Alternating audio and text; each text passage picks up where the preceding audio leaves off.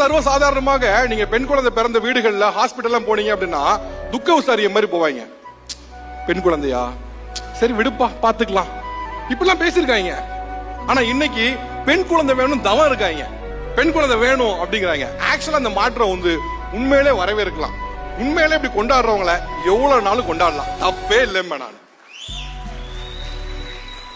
சில ஆண்டுகளுக்கு முன்னாலெல்லாம் பாத்தீங்க அப்படின்னா தர்மபுரி, கிருஷ்ணகிரி அந்த பகுதிகளில் பெண் குழந்தைகள் பிறந்தாலே கள்ளிப்பால் கொடுத்து கொள்வது ரொம்ப சாதாரண வழக்கமாக இருந்துச்சு.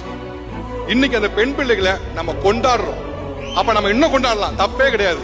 இந்த சமுதாயத்தை கொண்டாட தப்பே கிடையாது. ஒரு சில காலகட்டத்துக்கு முன்னாடி இதெல்லாம் வந்து ரொம்ப எளித வீடுகளில் பார்க்க முடியாது. அப்ப வந்து நம்மளுடைய பொருளாதாரமும் பெருசா இல்லாம இருந்துச்சு, அப்படியான சூழல் இருந்துச்சு. ஆனா இப்ப நம்மளுடைய பொருளாதாரம் ஓரளவுக்கு எல்லாருடைய ஃபேமிலியிலும் கொஞ்சம் உயர்ந்திருக்கு. அப்ப உயர்ந்திருக்கப்போ நமக்கு அவர்களை கொண்டாடுவதற்கான நேரமும் அதுக்கான வசதி வாய்ப்புகளும் வருது. சோ நம்ம கொண்டாடுறோம். ஒருவேளை ஹாப்பி தான் அது. எல்லாரையும் கொண்டாடுவோம். ஆண் குழந்தை பெண் குழந்தை இல்லை, எல்லாருமே கொண்டாடலாம். ஏன் பெண் குழந்தை மட்டும் கொண்டாடணும்? ஆண் குழந்தையும் கொண்டாடுவோம்.